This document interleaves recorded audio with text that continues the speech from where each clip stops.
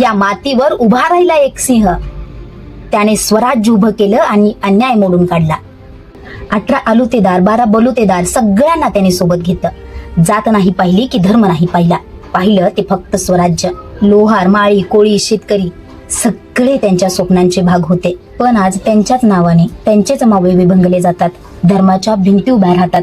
राजकारण विक्रीला लागतं. शेतकरी रडतो, आत्महत्या करतो आणि युवा पदवी हातात असूनही भटकतो.